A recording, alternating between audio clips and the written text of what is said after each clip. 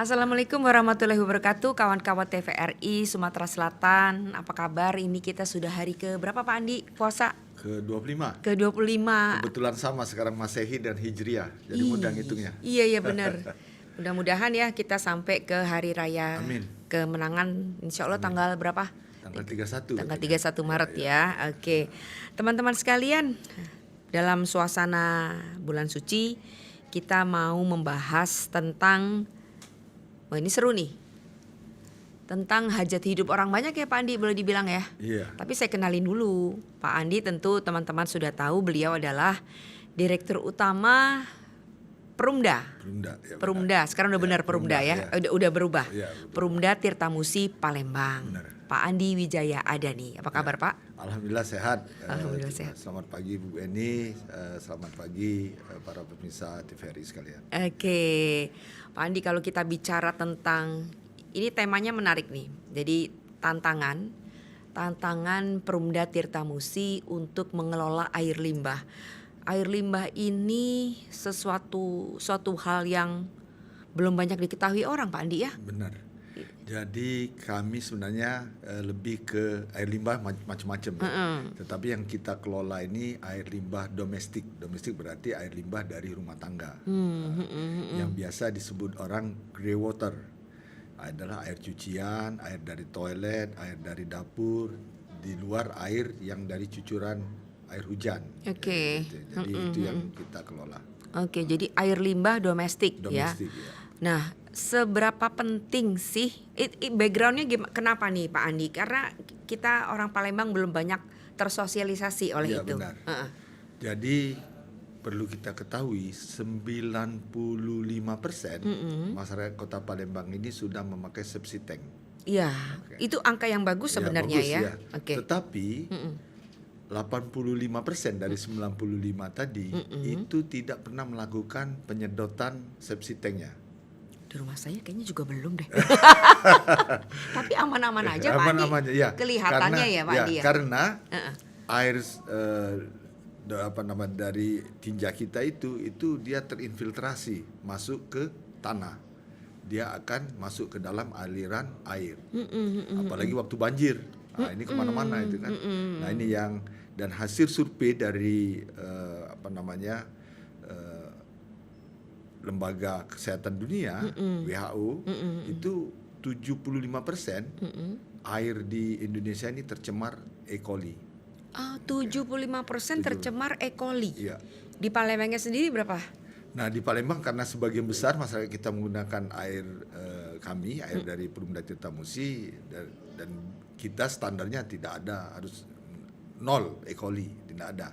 Tapi itu tadi, kalau dia masih menggunakan air tanah itu akan tercemar. Tetapi jangan salah, kita juga masih akan bersinggungan dengan air tanah ya.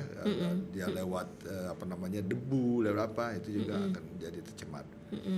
Nah, jadi latar belakangnya itu tadi, kebetulan Kota Palembang mendapat hibah itu ya cuma-cuma dari pemerintah Australia membangun instalasi pengolahan air limbah dan juga membangun stasiun pompanya. Kemudian pemerintah pusat membangun jaringan-jaringan air limbah tersebut dan pemerintah daerah melakukan pembangunan untuk ke rumah-rumah. Jadi nanti masyarakat Kota Palembang yang sudah lewat jalur air limbah ini harus terkoneksi dengan jaringan air limbah ini. Nah, kemudian yang tidak tersalur itu akan kita lakukan penyedotan berkala gitu ya. Berperiode, setiap 3 tahun disedot sepsi tanknya oleh Perumda Tirtamusi. Jadi kami sejak tahun 2024 itu sudah menjadi operator air limbah sekaligus menjadi operator air minum.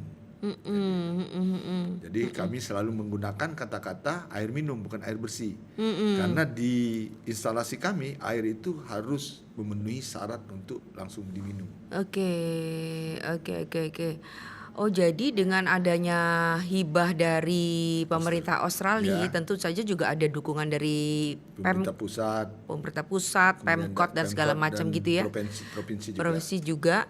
Itu saya baca sampai 2028 ya bantuan itu. Bantuan itu rasanya berakhir pada akhir tahun ini 2025. Jadi sekarang ini mereka masih melakukan pendampingan, kemudian sosialisasi, kemudian juga masih ada konsultannya yang masih di Kota Palembang untuk melakukan sambungan-sambungan rumah. Tetapi nanti setelah 2025 berakhir itu akan berhenti programnya. Jadi hanya sampai tahun ini. Ya. Nah, sementara yang Pak Andi tadi sampaikan itu nanti sedemikian ideal gitu ya kelihatannya bahwa nanti akan ada sampai di warga Palembang ya kalau mau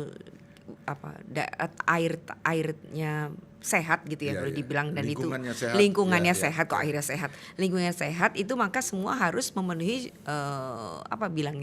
memenuhi prosedur bahwa air limbah itu bisa diolah. Nah, tapi apakah udah cukup waktu Pak Andi, terpenuhi nggak itu? Ya, inilah bagi kami juga ini merupakan bisnis baru Bu Eni. Bisnis baru. Dan juga bagi masyarakat kita juga suatu hal yang baru seperti Mbak Weni tadi bilang. Saya pikir saya tidak ada masalah. Iya, kayaknya nggak ada masalah. Tetapi ini ada masalah sebenarnya. Sebenarnya ada masalah. Kita tidak merasa saja. Tidak merasa saja. Ada masalah. Masalahnya apa tuh Pak Andi? Ya itu tadi kita tercemar E. coli.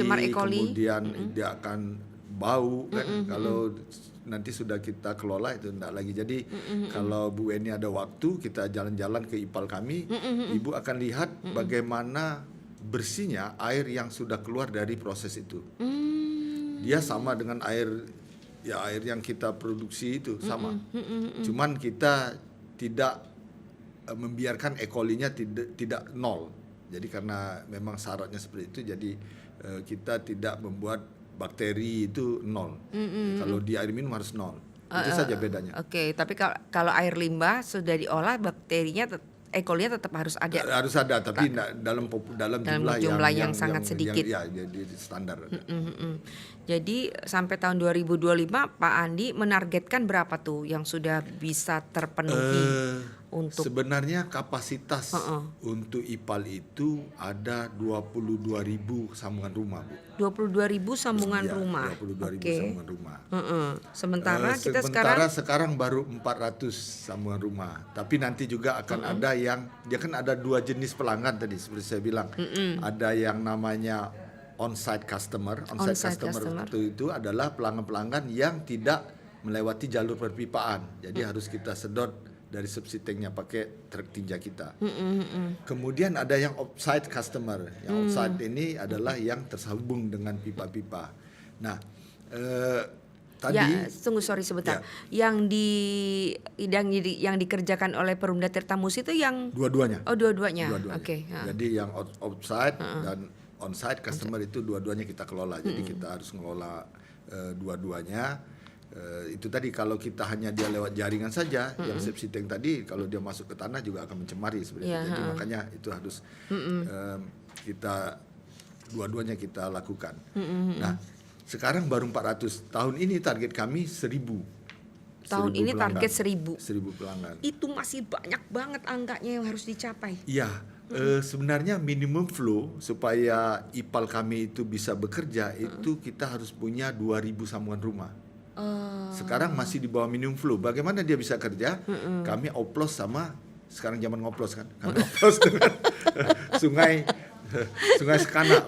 Kami oplos dengan Sungai Sekana supaya dia memenuhi minimum flow untuk 2.000 sambungan rumah. Kalau oplos ini benar maksudnya ya. Supaya operasi kita bisa berjalan. Oke, tunggu. Jadi untuk bisa dikerjakan itu perlu 2.000 minimum 2.000 sambungan rumah. Sementara sekarang baru 400 akan ke 1.000 akan ke 2.000. Itu bisa tahun ini. Tahun ini 1.000, mungkin tahun depan kita genjot lagi sampai bisa total kami harapkan akhir 2006 sekitar 4.000 lah. Sekitar 4.000. Pak Andi, kalau di provinsi lain gitu yang udah menerapkan ini, saya dengar, saya cari-cari gitu DKI ya? DKI, tetapi DKI itu lebih menyasar ke komersial. Kalau kita maksudnya rumah. Kita di rumah. Apa bedanya? Tantangannya berat di mana? Berat yang di perumahan, Pak. Jadi walaupun ini kami gratiskan. Kalau ini gratis Pak Andi ya? Gratis dalam arti gimana? Gratis itu ya karena didanai oleh pemerintah. Iya. Sebenarnya ongkosnya lebih mahal daripada pasang air. Kalau masang air itu mau orang. Tapi kalau ini walaupun gratis, mikir-mikir mereka. Wah nanti keramik saya dipecahin. Iya. Padahal bukan gitu ya. Iya juga sih dipecahin juga. tapi diperbaiki lagi. Oke. Tapi itu tadi karena sesuatu yang baru menurut saya. Sama juga seperti mungkin pakai helm, saya ini jadi mahasiswa tahun 85 ya. Tahun 85 tuh helm masih kadang pakai, kadang enggak. Sekarang udah biasa saja, suatu yang kewajiban. Safety belt baru beberapa ini kita pakai, sekarang sudah jadi biasa saja. Jadi maksud Pak Andi takes time juga ya. Nah, jadi mungkin ini kalau Pak Gub bilang waktu kami audiensi dengan beliau membawa beberapa waktu ada counselor baru dari Australia mengenalkannya, katanya ya ini gaya hidup baru, kita harus kenalkan lifestyle baru. Nanti kalau sudah terbiasa, saya yakin masyarakat Kota Palembang akan menyukai ini, akan senang dengan hal seperti ini. Karena di negara-negara lain ini bukan suatu yang baru ya. Saya tahu Malaysia itu tahun 70-an sudah mulai. Tahun 70-an mereka sudah mulai air limbah, kemudian mereka harus tersambung. Siapa yang buat rumah, kalau dia harus tersambung. Kemudian kalau dia septic tank itu harus standar. Kemudian kalau di Eropa mungkin ratusan tahun yang lalu sudah mulai ya. Dan kita mulai, tapi better late than never. Jadi kita harapkan dengan bertahap seperti ini kita akan ya Mbak Weni juga kan tahu, karena Mbak Weni juga selalu mengkampanyekan menggunakan LRT. Iya. Tapi yang menarik bagi saya, pelajaran yang menarik dari saya adalah LRT itu konsisten. Iya. Jam 5:30 dia udah berangkat. Betul. Karena nggak rumah peduli, saya dekat ya. itu. Iya. Berbunyi nging. Udah berangkat LRT. Tidak dalam waktu yang lama, masyarakat menjadi terbiasa menggunakan LRT. Betul. Sekarang mereka sudah menjadi jadwalnya, kalau apalagi mau ke bandara, itu langsung LRT. Jadi saya yakin, makanya saya bilang dengan teman-teman di Perumda Tirta Musi, yang penting pertama komitmen kita, yang kedua konsistensi kita untuk melaksanakan ini. Oke. Jadi yang saya kepengen tahu juga nih Pak Andi ya, orang ini masih banyak belum tahunya gini. Ternyata di tagihan iya ya, kita belum bicara soal itu yang masih menjadi banyak pertanyaan orang gitu kan, dan harus dijawab langsung oleh dirutnya nih ya kan. Di tagihan itu ada yang ditagihkan juga itemnya adalah air limbah. Nah, apalagi ibu-ibu nih. Kok ada tagihan air limbah kan gitu ya? Nah, sementara itu masih nol. Iya benar. Ya, masih masih nol. Iya benar. Nah, bagaimana itu kemudian nanti ketika berubah menjadi ada harganya tertera, itu kapan berlakunya? Tolong jelasin nih Pak Andi. Jadi sebenarnya kami yang 400 pelanggan itu kami lakukan manual. Masih manual waktu itu. Tetapi akhirnya terjadi kendala. Kadang-kadang orang ini tidak di Kota Palembang. Dia bayar lewat bank, lewat transfer, lewat segala macam ya. Kalau saya itu aja online, dia lewat online ya. Nah, jadi nggak masalah karena dia dimanualkan. Iya. Akhirnya kami sepakat waktu itu kami cantumkan semuanya, kami buka online. Kalau konsekuensinya kalau dia online, dia harus tercantum di dalam, karena tidak bisa kita memilahnya. Iya. Tinggal saja yang belum mendapat pelayanan itu akan nol. Saya aja baru tahu waktu cara gitu. Ya, kadang-kadang kita tidak perhatian juga. Jangan Mbak Weni tidak tahu berapa tagihan air minumnya, nggak tahu juga kan? Tahu Pak. Saya yang bayar soalnya. Kayaknya kalau lagi naik. Karena beliau pernah keluhan kemahalan. Iya. Benar. Oke. Nah, kembali yang ke tadi. Jadi selama belum mendapat pelayanan itu akan tetap nol. Nanti kalau misalnya yang tadi yang kami kami layani lewat sedot subsitenya, kami biasa sebut L2T2, layanan lumpur tinja terjadwal. Itu juga kalau kami sudah sedot baru kami lakukan pemotongan setiap bulan. Berapa itu Pak Andi? Itu 17.900 untuk rumah tangga biasa. Saya tidak hafal. Kemudian dia ada 2 kelompok tarif, dan ini sudah di SK-kan oleh wali kota. Ada namanya tarif untuk rumah, ada tarif untuk niaga. Untuk yang rumah ini flat dia tergantung kelas di air minumnya. Jadi kalau rumah tangga biasa yang kebanyakan kita ini kalau di air minum 2B itu sekitar 17.900. Itu rata, dia sama. Untuk yang lewat perpipaan, lewat sepsi tank sama. Kemudian yang untuk niaga dia menggunakan persentase dari air minumnya. Jadi berapa dia bayar air minum, 30%, 29%-nya bayar untuk air limbah. Jadi misalnya 100.000, 30.000 untuk air limbah seperti itu. Pak Andi, memangnya gini ya, saya tuh kepengen tahu juga ya. Yang harus diberikan pemahaman kepada masyarakat itu kan kalau air limbah itu dikelola dengan baik dan kemudian warga dengan sadar mau mengikuti prosedural ini, itu tujuan paling dasarnya tuh apa, Pak Andi? Ya, tujuan paling dasar ini adalah benefit yang akan didapat masyarakat tuh apa? Ya itu tadi, sanitasi kita akan baik. Sanitasi baik, maka kita akan lebih sehat. Tentu saja tidak langsung gitu ya. Besok disedot langsung sehat dan seperti itu. Jadi pertama sanitasi yang sehat. Yang kedua harus kita ketahui air minum dan sanitasi ini mempengaruhi 30% terhadap stunting. Air minum dan sanitasi itu 30% pengaruhnya terhadap berpengaruh stunting. Sebesar 30% pada stunting. Jadi kalau misalnya air minumnya sudah standar, kemudian sanitasinya bagus, kita harapkan 30% ini sudah tidak ada lagi. Terus apa lagi?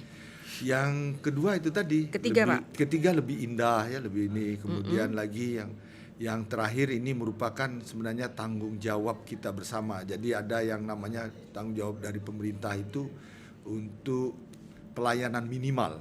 Jadi ini sebenarnya basic banget ya? Ya, pelayanan minimal itu adalah air minum, kemudian sanitasi, kemudian ada pelayanan minimal yang lainnya. Jadi ini merupakan salah satu pelayanan minimal dari pemerintah untuk masyarakat. Pelayanan minimal dari pemerintah. Oke.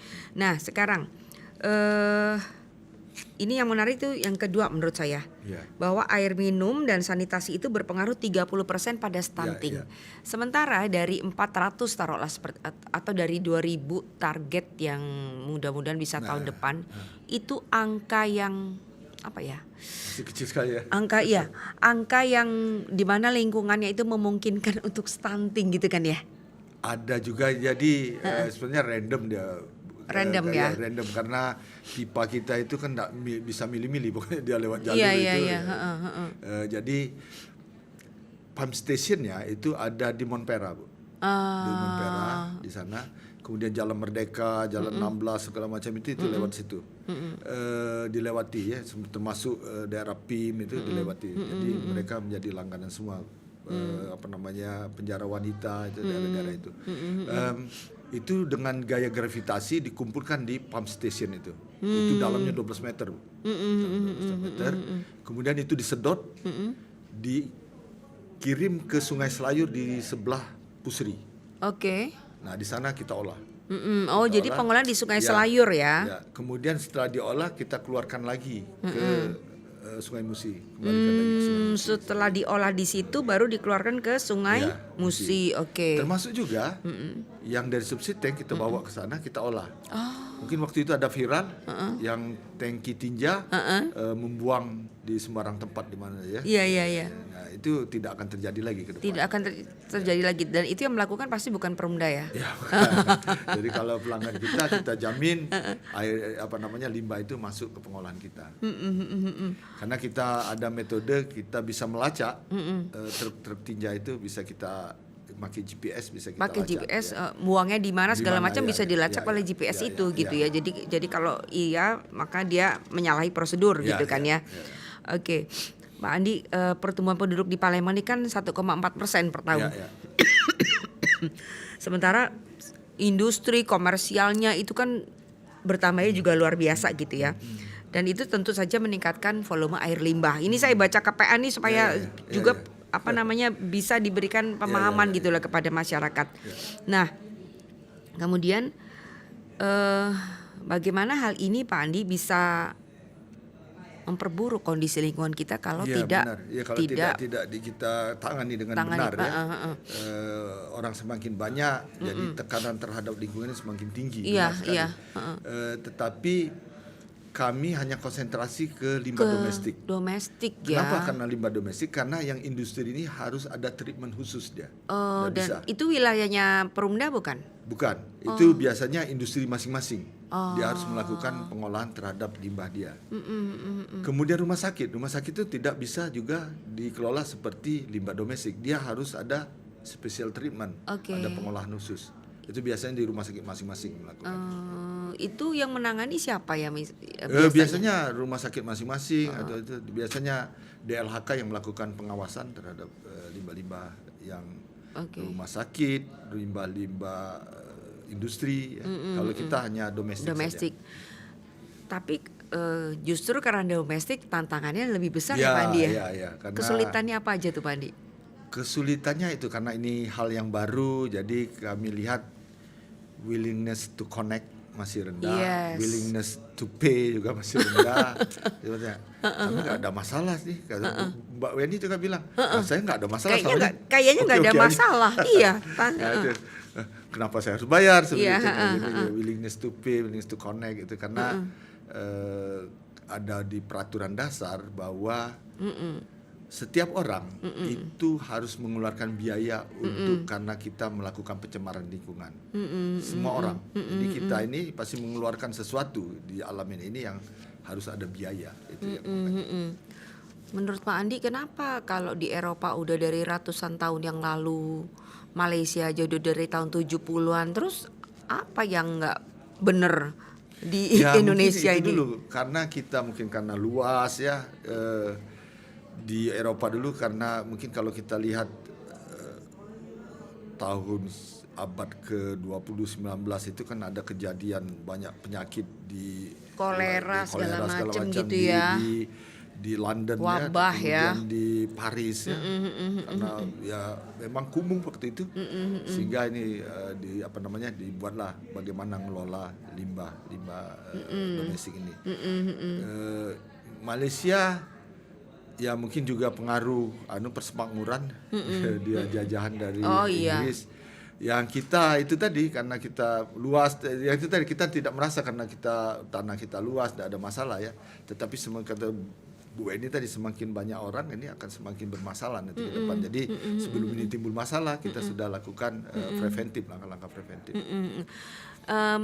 Ada dalam jangkauannya Perumda Tirtamusi nggak kalau sebuah developer akan membangun rumah gitu, kemudian ada kerjasama, sanitasinya harus beres dulu nih soal untuk pengelolaan air limbah. Karena perizinannya bukan di kita, kami juga sudah berkoordinasi dengan teman-teman yang mengeluarkan perizinan baik dari segi teknisnya PUPR ya, untuk menstandarkan sepsi tank yang dibangun untuk perumahan-perumahan itu, atau dia punya yang komunal seperti itu ya, bisa juga dilakukan seperti itu. Dan ya kita harapkan itu tadi ini berjalan. Kalau sepsi tanknya standar berarti dia tidak ada yang keluar ke tanah ya. Kalau kita ambil dia akan bersih. Oke, jadi tadi kan Pak Andi cerita nih benefit untuk masyarakat jangka pendeknya itu ya supaya lingkungannya sanitasinya bersih dan segala macam. Nah kalau jangka panjang Pak Andi, ini kualitas air ini bisa untuk apa misalkan? Kualitas air bukan hanya di Palembang ya, tapi juga di Indonesia gitu, kayak di DKI, kemudian di Jabar, di Jogja gitu ya. Kan ini sudah menerapkan air limbah ya. Sudah mengelola air limbah. Nah kalau di Palembang kita tuh jangka panjangnya untuk apa Pak Andi? Jadi sebenarnya inti kita jangan takut, teman-teman TVRI, inti kita di hulu sungai. Ada satu yang paling besar itu di Musi Dua itu. Di Musi Dua. Dan yang hasil pengolahan limbah itu kita buang di Pulau Kemarau, jadi jauh sekali ya. Jadi kalau kita masih ngambil itu air limbah tidak kita gunakan. Tetapi ke depan ini bisa dimanfaatkan untuk untuk industri airnya, karena airnya bersih sekali untuk industri. Jadi untuk siapa yang bisa memanfaatkan silakan nanti kan. Juga lumpur tinja yang sudah diolah itu bisa kita manfaatkan untuk pupuk. Untuk itu rencananya. pupuk ya. Kami juga sudah bersurat ke PT Pusri untuk kita bekerja sama. Kami menyiapkan bahan bakunya, mereka melakukan pengolahan dan pemasarannya seperti itu. Oh jadi intake-nya dari hulunya dengan ini jauh beda ya. Oke, tantangan apa lagi nih Pak Andi yang air minum sisi, yang menjadi tantangannya sekarang adalah climate change. Jadi climate change ya, perubahan iklim ya. Iklim ini yang merupakan jadi nanti kalau kering sering sekali, kalau banyak sekali ya itu sudah kita alami ya.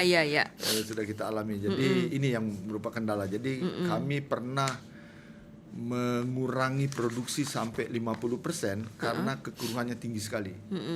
Biasanya kami ada tingkat kekeruhan itu namanya NTU itu paling 300 NTU, pernah 4000 NTU. Sehingga kami mengurangi produksi supaya bisa air yang dikeluarkan itu masih standar. Oke. Kalau Malaysia, Singapura itu gimana bisa berhasil tuh? Mungkin karena Singapura terutama karena masyarakatnya dikit ya, rakyatnya dikit ya. Ini Pak Pandi melihat luasnya pernah dibiayai Indonesia, oleh Tamasek tadi kita Tamasek ke Singapura ya untuk ikut pelatihan manajemen air minum ya. Di Tamasek itu saya di Institut Lee Kuan Yew Institute di National University of Singapore. Di sana di Tamasek itu ada gapura yang ditulis oleh Lee Kuan Yew. Isi tulisannya itu kita tidak bisa mencapai apapun tanpa disiplin. Jadi itu yang diterapkan oleh Kuan Yew, disiplin. Nah itu yang bisa diterapkan di kita, mungkin disiplin tadi masyarakat Kota Palembang harus disiplin bahwa ini kita mengeluarkan limbah. Kita harus bertanggung jawab dengan limbah kita. Di perusahaan juga waktu itu Mbak Weni ada pro dan kontra untuk ini menerima secara tantangan internal ya. Menerima sebagai operator air limbah. Karena apa? Karena pada 5 tahun ini bakar uang aja kami. Bakar uang ya. Karena pemasukan dengan biaya operasional tidak sebanding. Itu tadi sulit ditagih ya kan. Tidak sebanding. Tetapi waktu itu kami berpikir bahwa ini adalah suatu kegiatan yang sangat bagus untuk masyarakat Kota Palembang, dan filosofi didirikannya BUMD tidak hanya untuk profit oriented, tetapi juga untuk pelayanan. Jadi ini tadi karena ini pelayanan minimal itu harus kita laksanakan. Dan saya waktu itu bilang ke kawan-kawan di Perumda Tirta Musi, kalau tidak kita siapa lagi? Betul. Kalau tidak sekarang kapan lagi? Nah, itulah yang kita anukan, dan kami melihat beberapa advantage keuntungan kalau kita menjadi operator air limbah sekaligus air minum. Karena pertama pelanggannya sama. Yang kedua banyak struktur organisasi yang kita bisa manfaatkan. Kita tidak usah buat baru. Kayak misalnya kami legalnya, humasnya kita pakai yang lama itulah, pakai dari air minum. Kemudian electricity-nya dari situ juga. Jadi mereka juga mengerjakan hal yang sama double dibilangnya. Jadi kita paling minta bantu di situ kan. Jadi bisa lebih hemat. Yang kedua kita bisa melakukan subsidi silang. Jadi mungkin kalau dikelola oleh pemerintah akan sulit ini. Tapi kalau karena kita satu badan, kita bisa dari kantong kiri keluarkan kantong kanan seperti itu. Jadi ini akan kontinu 5 tahun. Siapa sanggup 5 tahun? Tapi kalau perusahaan bisa kita anggarkan setiap tahun seperti itu. Jadi sekali lagi saya belajar dari Mbak Weni bagaimana LRT bisa berjalan dengan bagus, itu komitmen dan konsistensi itu yang penting. Oke. Mumpung ketemu Pak Andi nih, ya kan, jadi semua mau saya tanyain. Perumda Tirta Musi ini kan semula amanahnya adalah air minum ya kan, tapi kemudian dipercaya diamanahkan yang air limbah gitu kan ya. Dan pada masa kepemimpinan Pak Andi gitu ya, sudah berapa tahun ya? Saya udah 2018 berapa tahun tuh, udah hampir 8 tahun ya. Hampir 8 tahun? Untuk dirut ya. Sebenarnya sebagai direksi udah hampir 12 tahun saya sebagai direksi. 12 tahun ya. Boleh dong kita juga mengulik-ngulik gitu ya. Pak Andi ini sebenarnya sekolahnya bukan sekolah tentang air. Benar. Ya. Tolong dong Pak Andi cerita gimana sih bisa kemudian orang yang punya background tidak sekolah tentang air gitu ya. Iya. Sementara air tadi adalah persoalan yang sangat basic bagi kehidupan manusia.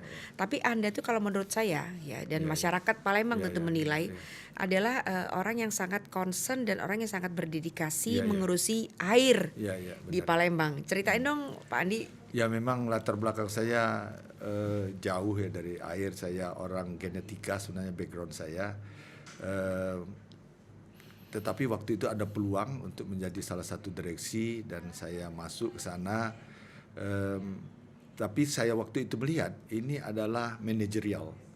Dan sebelumnya itu kita harus sebagai direksi itu kita harus ada pelatihan yang standar harus diadakan. Jadi saya waktu itu ikut pelatihan air minum Madia di Jakarta. Kemudian saya 2 kali 3 kali ikut yang Tamasek tadi di Singapura. Kemudian saya ikut juga di Sri Lanka waktu itu, ada dari beasiswa dari Prancis seperti itu. Dan yang penting mungkin kami tadi bicara Mbak Weni adalah di dalam manajemen ini bagaimana kita memberikan teladan yang baik kepada staf-staf kita. Kalau kita bilang kita harus disiplin juga beneran. Setengah jam sebelum Mbak Weni datang saya sudah di sini. Saya telat, ada ketinggalan. Maaf. Saya ya kalau misalnya biasanya saya nggak pernah telat loh di sini. Seperti itu. Jadi saya pikir yang menarik menurut saya di kami itu adalah di Perumda Tirtamusi kami melakukan survei kepuasan karyawan kami. Ini yang saya iniin. Ada smart happy. Ya, smart and happy. Jadi kita filosofi platform perusahaan kami smart happy. Jadi kami membangun perusahaan yang ada yang bertanya ke saya, happy itu singkatan? Enggak. Itu happy beneran. Harfiah dari bahagia. Happy. Smart itu juga kami dan digitalisasi, komputerisasi. Kami melakukan survei kepuasan karyawan kami menggunakan Google Form. Jadi saya tidak bisa mengintervensinya. Betul. 95% menyatakan mereka senang dengan atmosfer kerja kita, senang dengan reward and punishment yang kita lakukan.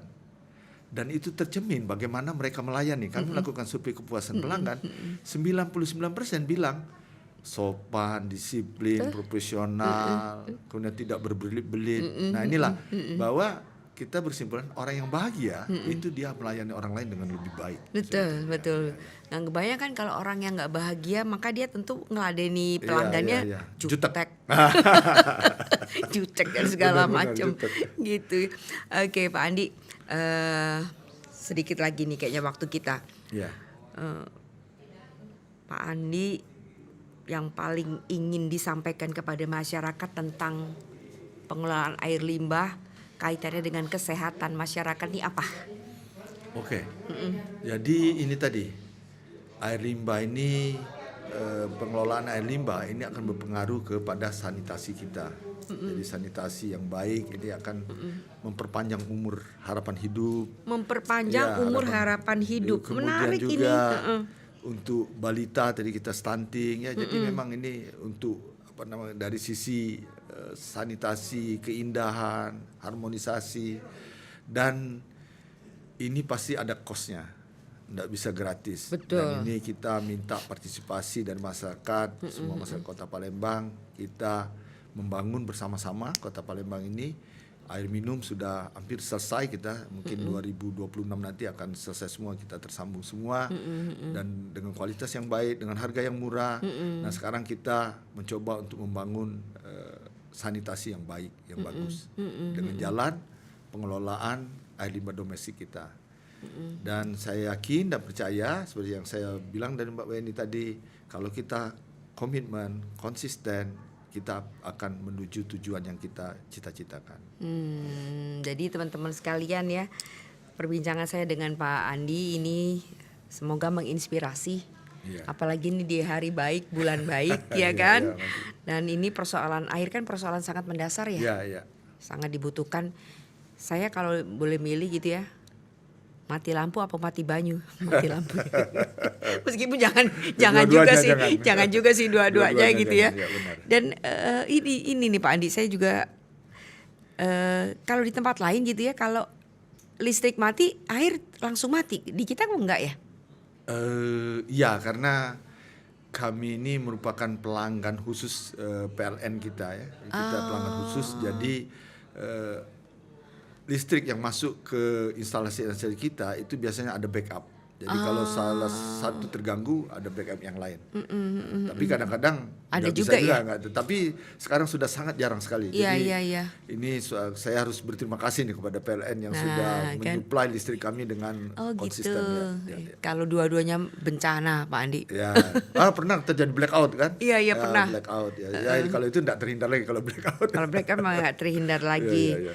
Oke, ada juga nih kemarin 3 hari lalu. Ya benar. Air di tempat saya tiba-tiba nanti nggak ada pemberitahuan, Pak Andi. Ya benar, karena penghentian aliran itu ada 2. Yang pertama memang karena terencana, yang kedua tidak terencana. Yang ini yang tidak terencana Accident. ini, accident by accident. Tetapi tidak ada excuse, kami harus melakukan evaluasi terhadap perusahaan karena bagi kami ini mestinya sesuatu yang terukur, resiko itu terukur. Iya. Nah, ini jadi sudah kami bisa diprediksi lah kira-kira. Ini merupakan pelajaran bagi kami harus memperbaiki lagi dari manajemen risiko kita. Jadi saya atas nama perusahaan mohon maaf atas ya beberapa hari ini saya juga banyak dapat WA, banyak ya. Enggak apa-apa ini kita sekarang mencoba dengan lewat tangki-tangki, kemudian ini semalam tengah malam tadi sudah kita aliri. Dan mudah-mudahan semuanya sudah bisa teratasi. Jadi Pak Andi bisa memastikan Lebaran aman ya? Insya Allah, amin. Amin. Enaknya dengan Pak Dirut kita ini ya teman-teman sekalian, segera kalau kita WA diresponnya sangat cepat. Saya nggak tahu itu ponsel pasti selalu ada di tangannya. Ya sebagai public service. Ya. Saya bukan public figure, saya public service. Tepatnya pelayan sebagai masyarakat. Nah, itu tadi pelayan. Jadi HP saya ini selalu ada di kantong, dia selalu kalau misalnya ada sesuatu saya langsung buka dan saya langsung layani ya. Dan kita ada call center, kita ada juga di IG ada, di Facebook ada, silakan dikirim. Nah, iya. Sosialisasi lewat sosmed nih. Ya. Saya ngelihat nih Instagramnya Perumda Tirta Musi itu menarik ya, terutama juga soal edukasi, sosialisasi air limbah kemarin gitu ya. Itu cukup membantu ya Pak Andi ya. Zaman sekarang itu cukup membantu ya. Benar sekali. Hanya mungkin kalau boleh saya kasih usul, tinggal konsistensi uploadnya aja ya. Ya benar. Ya, ada kan? Kalau pas ada konten masuk, kadang-kadang sepi gitu kan. Maksudnya kayak TVRI tadi, ini mau lebaran katanya dia buat konten banyak-banyak. Nah, ya kan, apalagi itu tadi masyarakat kan ingin semua serba yang pasti ya. Jadi kepastian, misalkan kemarin ada kejadian tiba-tiba trouble segala macam, itu sebaiknya memang diworo-worokan lewat situ Pak Andi. Sebagai masukan. Gitu. Makasih. Iya. Ya ini Perumda Tirta Musi ini merupakan milik kita semua, kebanggaan kita semua, dan kita harus bangga bahwa punya kinerja yang bagus dan menjadi tempat percontohan beberapa PDAM lain, dan ini harus kita jaga bersama. Iya, dan lagi saya lihat ini ya, saklek ya. Saklek tuh dalam arti kalau ada pelanggan yang nggak bayar sekian lama itu diputus. Tapi juga luwes kalau tiba-tiba tagihan melonjak. Ingat nggak Pak Adi? Saya berapa tahun lalu itu ya, saya heran kok tiba-tiba sekian gitu jumlahnya dari mana. Ternyata itu juga bisa dicicil sambil kita juga minta kejelasan dari Perumda Tirta Musi apa sebenarnya yang terjadi, gitu ya. Jadi sering kalau tidak ke Mbak Weni semuanya ya.